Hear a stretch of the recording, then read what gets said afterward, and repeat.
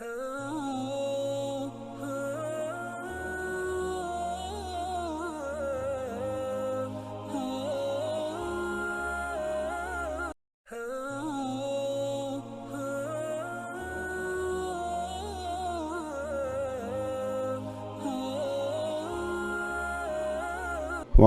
آلك وأصحابك يا حبيب الله اللهم صل على سيدنا ومولانا محمد معدن الجود والکرم وآلہ وصحبہ وبارک وسلم۔ حمد و صلات کے بعد اللہ تبارک و تعالیٰ نے سورہ جمعہ کے اندر ارشاد فرمایا فَإِذَا قُضِيَتِ الصَّلَاةُ،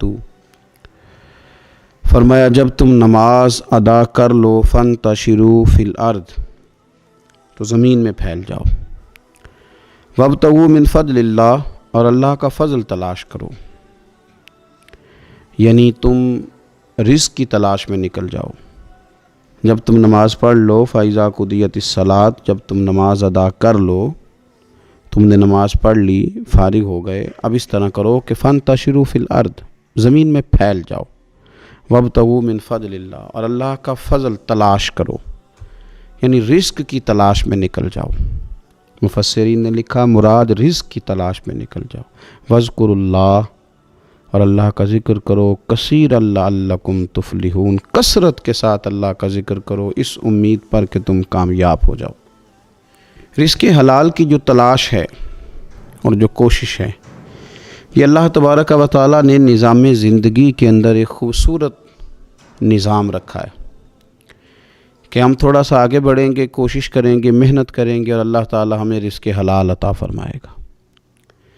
یہ بات یاد رکھیے کہ اپنے بچوں کا پیٹ پالنے کے لیے، اپنے آپ کو سوال سے بچانے کے لیے، اپنے ماں باپ بہن بھائیوں کی کفالت کرنے کے لیے رزق حلال کی تلاش بڑا محبوب عمل ہے۔ ایک صورت میں صرف منع ہے کہ جب آپ صرف اور صرف تکبر کے لیے دولت جمع کر رہے ہیں، صرف دوسروں کے اوپر اپنی بڑائی ثابت کرنے کے لیے دولت جمع کر رہے ہوں، تب یہ منع ہے، ورنہ کوشش کر کے، محنت کر کے، جد و جہد کر کے رزق کمانا، رزق حلال کی طلب میں رہنا، یہ بڑا پسندیدہ اور محبوب عمل ہے دین کے اندر۔ ہمارے ہاں یہ ہوا ہے کہ کچھ عرصے سے ہم دیکھتے ہیں کہ محنت سے جی چرانے والے لوگوں کی تعداد بڑھتی جا رہی ہے۔ یہاں تو لوگ کسی کے طفیلی بن کے جینا چاہتے ہیں، کسی کے دستے نگر ہو کے جینا چاہتے ہیں، معاذ اللہ۔ یہاں یہ رویہ ہو گیا ہے کہ محنت کرنی ہے لیکن کچھ شارٹ سا راستہ ملے اور جلدی سے ساری دولت جمع ہو جائے اور ہم فٹافٹ امیر ہو جائیں۔ آپ محنت کریں گے، جد و جہد کریں گے، کوشش کریں گے، یہی نظام بنایا اللہ تعالیٰ نے۔ اسی نظام کو رب رسول نے پسند فرمایا ہے۔ نوجوان نسل یہ یاد رکھے کہ جب وہ حرکت کرے گی، جد و جہد کرے گی، کوشش کرے گی، ہمت کرے گی، اللہ تبارک و تعالیٰ نواز دے گا۔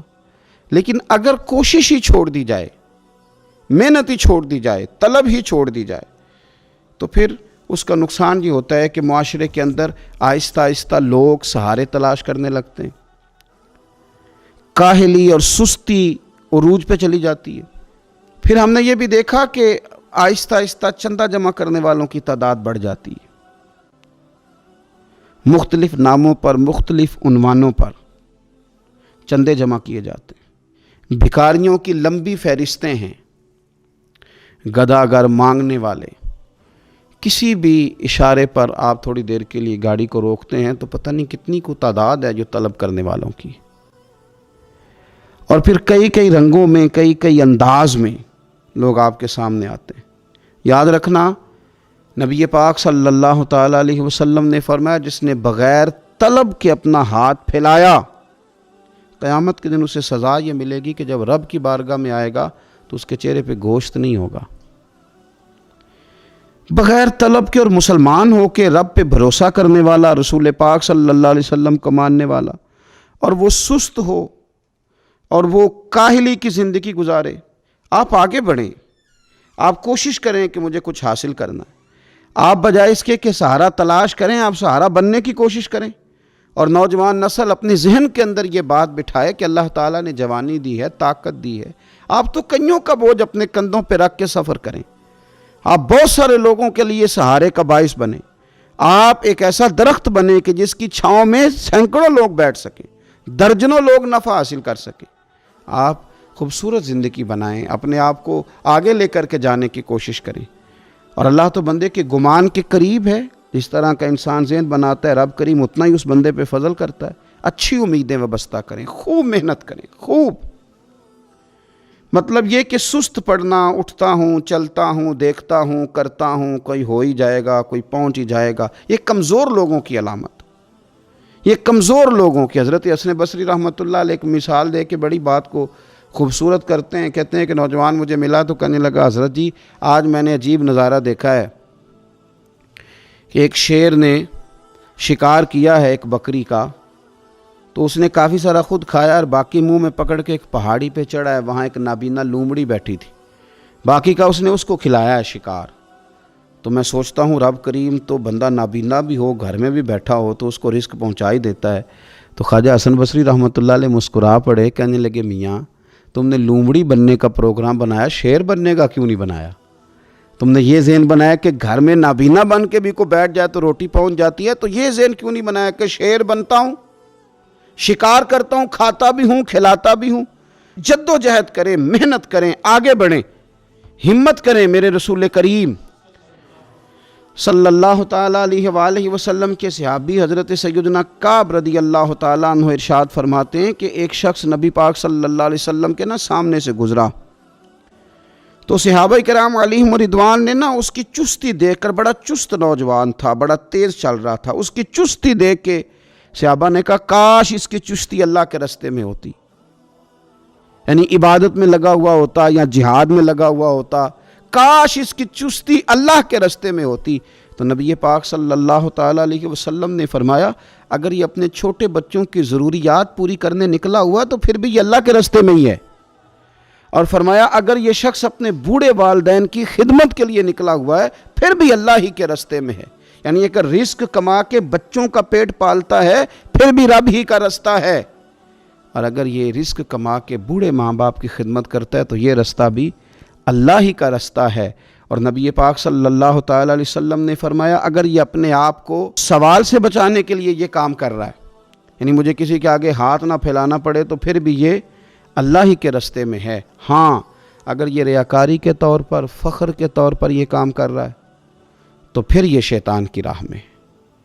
اگر صرف اس لیے مال جمع کر رہا ہے کہ میں ذرا لوگوں کو پتہ چل جائے بڑا مالدار ہوں، میرا بعض لوگوں کے اوپر ذہن ہوتا ہے آگے بڑھنے کا، شوق ہوتا ہے بلا وجہ چیزوں کو جمع کرنے کا، فخر بتانے کا، ریاکاری کرنے کا، فرمایا اگر ریاکاری کے ارادے سے ہے تو پھر یہ شیطان کے راستے میں ہے، اور اگر یہ بوڑھے ماں باپ کے لیے رزق کما رہا ہے، چھوٹے بچوں کے لیے کما رہا ہے، اپنے آپ کو سوال سے بچانے کے لیے کما رہا ہے، تو پھر یہ اللہ ہی کے راستے میں، پھر یہ جہاد ہی کر رہا ہے، پھر یہ عبادت ہی میں مشغول ہے، یہ اللہ ہی کے راستے میں۔ رسول کریم صلی اللہ تعالیٰ علیہ وسلم نے جو سبق ہمیں پڑھایا وہ صرف یہ ہے کہ رزق کماتے وقت تمہاری نیت کا اعتبار ہے، تمہارا ارادہ کیا تھا؟ رزق کماتے وقت ارادہ کیا تھا؟ بہت بڑے بنگلے بنانے کا ارادہ تھا، جائیدادیں جمع کرنے کا ارادہ تھا، بعض رشتہ داروں کو نیچا دکھانے کا ارادہ تھا، بلا وجہ ڈینگے مارنے کا اور اونچی اونچی باتیں کرنے کا ارادہ تھا، یا تمہارا ارادہ یہ تھا کہ حلال آ جائے تاکہ میں سوال سے بچ جاؤں، تاکہ مجھے کسی کے سامنے ہاتھ نہ پھیلانا پڑے؟ یہ حدیث ہمیں صحیح بخاری میں ملتی ہے۔ نبی پاک صلی اللہ تعالیٰ علیہ وسلم نے فرمایا بے شک مال بڑا سرسبز ہے اور بڑا میٹھا ہے، فرمایا جس نے اچھی نیت کے ساتھ مال حاصل کیا بڑا میٹھا ہے، بڑا سرسبز ہے، اور جس نے اچھی نیت کے ساتھ حاصل کیا اللہ اسے برکت عطا کر دے گا۔ تھوڑے پیسوں میں برکت ہو جائے گی، تھوڑے میں بھی، کئی دفعہ تھوڑے پیسے ہوں گے پر ختم نہیں ہوں گے، ان میں برکت ہو جائے گی، نیت اگر ٹھیک ہے۔ اور حضور صلی اللہ تعالیٰ علیہ وآلہ وسلم نے ارشاد فرمایا اگر کسی نے بری نیت کے ساتھ حاصل کیا تو اس میں برکت نہیں ہوگی، اس کے اندر پھر اس کے لیے وہ خیر نہیں ہوگی جو اچھی نیت پہ ہوتی، اور فرمایا یہ ایسا رزق ہے جسے کھائے گا پر پیٹ نہیں بھرے گا، سیر نہیں ہوگا۔ رزق کس نے کھا لیا ہے؟ چونکہ نیت یہ تھی کہ تفاخر کے لیے جمع کرنا ہے، دولت ہونی چاہیے، بنگلہ ہونا چاہیے، لوگوں کو پتہ چلے کہ یہاں بھی ایک سیٹھ صاحب ہوتے ہیں، تو یہ نیت پر ڈیپینڈ کرتا ہے کہ آپ کا ارادہ رزق کماتے کیا ہے۔ بہت زیادہ محنت کرنے کی کوشش کریں. بالخصوص نوجوان اپنے دلوں کے اندر یہ جد و جہد پیدا کریں کہ ہم نے محنت کر کے رزق کمانا ہے. یہ جو ہاتھ پھیلاتے ہیں یہ بزدل لوگ ہوتے ہیں, یہ کمزور لوگ ہوتے ہیں. یہ ہاتھ جب کسی کے آگے کوئی شخص پھیلاتا ہے تو اپنی خودداری کا سودا کرتا ہے, اپنی عزت بیچتا ہے, اپنے وقار کو داؤ پہ لگاتا ہے. جب وہ ہاتھ پھیلاتا ہے, کشکول طلب جب دراز کرتا ہے, کبھی بھی اللہ کے علاوہ, اللہ کے محبوب علیہ السلام کے علاوہ آپ کسی کے سامنے کشکول طلب دراز نہ کریں. اور میری ساری زندگی یہ رائے رہی ہے کہ اچھا تاجر وہ ہوتا ہی نہیں جو پیسے زیادہ کماتا ہے. اچھا گھر کا سربراہ وہ نہیں ہوتا جو دولت زیادہ جمع کرے, بلکہ اچھا آدمی تو وہ ہوتا ہے جس کے خرچے کم ہوتے ہیں. جو اس کے پاس ہے اس کے اندر اسے مینج کرنا آتا ہے. اگر اس کے پاس 1000 روپیہ ہے تو اسے سارا دن 1000 میں نکالنا آ جائے تو اس شخص کی عزت محفوظ ہے, اس کی عزت محفوظ ہے. اور اگر وہ 10,000 کے اندر بھی اسے طبیعت نہیں ہے, اسے چاہت نہیں ہے, اسے خبر ہی نہیں ہے میں نے کس طرح وقت گزارنا ہے, تو پھر یہ شخص اپنے آپ کو بھی رسوا کرے گا اور اپنوں کے لیے بھی شرمندگی کا باعث بنے گا. محنت کریں, کوشش کریں, اپنے آپ کو فارغ نہ رکھیں. فارغ آدمی کو زنگ لگ جاتا ہے. فارغ تو کوئی گھر پڑا رہے تو بعض لوگ کہنے لگتے ہیں کہ یہاں تو جنوں کا قبضہ ہو گیا ہے. فارغ ذہنوں پر شیطانوں کا قبضہ ہو جاتا ہے. کچھ کریں, محنت کریں, جد و جہد کریں, آگے بڑھیں. ہمارے بزرگ فرماتے ہیں کہ پانی چل رہا ہو تو وہ پاک ہوتا ہے, اگر کھڑا ہو جائے تو پھر اس کے پاک ہونے کا مسئلہ بدل جاتا ہے. چلتے رہیں, حرکت کریں, جد و جہد کریں, آگے بڑھیں, ہمت کریں. جو لوگ ہمت کرتے ہیں رب تعالیٰ ان کی مدد کرتا ہے. آپ تجارت کریں. حضور صلی اللہ علیہ وسلم نے تجارت فرمائی, نبی پاک صلی اللہ علیہ وسلم نے تجارت فرمائی. کتنا بڑا درجہ حضور نے ارشاد فرمایا. اللہ کے پیارے محبوب صلی اللہ تعالیٰ علیہ وسلم ارشاد فرمانے لگے, یہ حدیث پاک آپ کو ترمذی میں اور دیگر کتابوں میں ملے گی. فرمایا جو تاجر سچا ہوگا نا, تجارت کرے پر سچ بولے, سودا جو ہے وہی بتائے, سچا جو تاجر ہوگا اسے اللہ تبارک و تعالیٰ قیامت کے دن نبیوں, صدیقوں اور شہیدوں کے ساتھ جگہ عطا فرمائے گا. اور یہ اتنا بڑا درجہ, یعنی اسے صدیقین کے ساتھ کھڑا کر دیا, شہداء کے ساتھ. حالانکہ یہ شہید نہیں ہوا, یہ تو دکان کرتا رہا وقت پہ. اللہ نے اسے اپنے انبیاء کے ساتھ جگہ دے دی. اس کا مطلب ہے رب صرف مسجد میں نہیں ملتا, دکان پہ بھی مل جاتا ہے. شرط یہ ہے کہ دیانتداری کے ساتھ تجارت کی جائے, دیانتداری کے ساتھ. ایک تو یہ کہ یہ کام کریں, پھر یہ کہ بہت سارے صحابہ کھیتی باڑی کرتے تھے, بہت سارے صحابہ. اور حضور صلی اللہ تعالیٰ علیہ وسلم نے فرمایا اگر تم نے کوئی درخت لگایا, پودا لگایا, تو جو بھی جاندار اس سے نفع حاصل کرے گا اللہ تمہیں اس کا اجر عطا کرے گا. کوئی بھی آپ کھیتی باڑی کریں, محنت کریں, جد و جہد کریں, پھر اس سے آگے ہاتھ سے مزدوری کرنا ہے, ہاتھ سے مزدوری. میرے دادا جان کا انتقال, ان کی عمر 90 سال سے زیادہ تھی جب وہ دنیا سے گئے تھے. تو آخری دن غسل کے بعد جب میں نے ان کے ہاتھ کو کھولا تھا تو تب بھی ان کے ہاتھوں پر محنت کے نشان تھے, ابھی بھی ان کے ہاتھوں پہ چھالے تھے. وہ جو پکے پڑ گئے تھے نا, وہ ساری زندگی رہے. میرے والد صاحب کے ہاتھوں پہ ہمیشہ, چونکہ دامان توکل کی یہ خوبی ہے کہ اس پر پیوند لگے ہوتے ہیں پر دھبے نہیں ہوتے. محنت آپ کریں, محنت کے نشان ہونے چاہیے, کرپشن کے داغ نہیں ہونے چاہیے. آپ تھک جائیں کام کرتے, لیکن میرے بھائی اس طرح نہ ہو کہ لوگ, میں نے کئی دفعہ کہا ہے کہ روب کپڑوں کا نہیں ہوتا, روب تو کردار کا ہوتا ہے. کروڑوں روپے کا آپ مکان بنا لیں, گاڑی خرید لیں, لیکن آپ کا پیسہ کرپشن کا ہے تو لوگ دروازے کے سامنے کھڑے ہو کے کہتے ہیں 2 نمبر طریقے سے کمایا. لیکن چھوٹا سا کوئی ملازم ہو کسی دفتر میں, ہو دیانتدار, تو لوگ دروازے کے سامنے بڑا افسر بھی کھڑا ہو کے کہتا ہے یار یہ بندہ نہ رشوت لیتا ہے نہ ناجائز سفارش سنتا ہے, اس سے ذرا احتیاط سے بات کرنی ہے. تو بتلائیے روب کپڑوں کا ہے کہ کردار کا ہے, دولت کا ہے کہ کردار کا ہے؟ کردار کی عظمت ہوتی ہے. اس لیے میرے نبی پاک صلی اللہ تعالیٰ علیہ وسلم نے فرمایا کسی بندے نے بھی, یہ بخاری ہے, حضور فرماتے ہیں کسی نے بھی اپنے ہاتھ سے زیادہ بہتر کھانا کوئی نہیں کھایا, اپنے ہاتھ کی کمائی سے زیادہ بہتر کسی بندے نے کھانا نہیں کھایا. اور فرمایا اللہ کے نبی حضرت داؤد علیہ السلام اپنے ہاتھوں سے کمائی کر کے کھایا کرتے تھے, اپنے ہاتھوں سے محنت کر کے کھاتے تھے. سب سے بہترین کھانا آپ وہ کھاتے ہیں جو آپ اپنے ہاتھوں سے محنت کرتے ہیں، مشقت کرتے ہیں، آپ کوشش کر کے جو کھانا آپ محنت کر کے کماتے ہیں۔ یہ مزدور بڑے شاندار لوگ ہوتے ہیں، یہ کسان بڑے شاندار لوگ ہوتے ہیں۔ میں نے دیکھا ہے رات کی تنہائیوں میں اٹھ اٹھ کے کھیتوں کو پانی لگاتے ہیں۔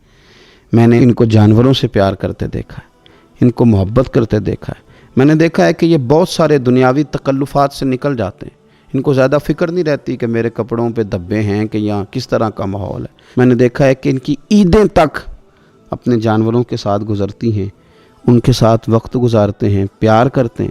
آپ جب محنت کا ارادہ کرتے ہیں تو اللہ بڑا نوازتا ہے۔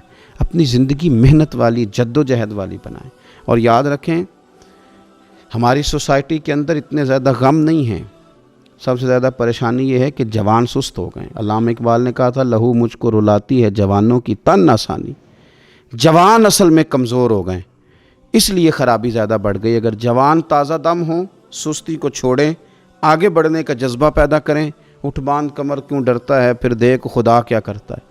کوشش کریں، ہمت کریں، محنت کے ساتھ رزق کمائیں، اپنوں کا سہارا بنیں، اپنوں سے پیار کریں۔ اتنے زیادہ غریب لوگ نہیں ہیں ہمارے ہاں، صرف یہ ہے کہ جو محنت کر سکتے ہیں انہوں نے محنت چھوڑ دی ہے۔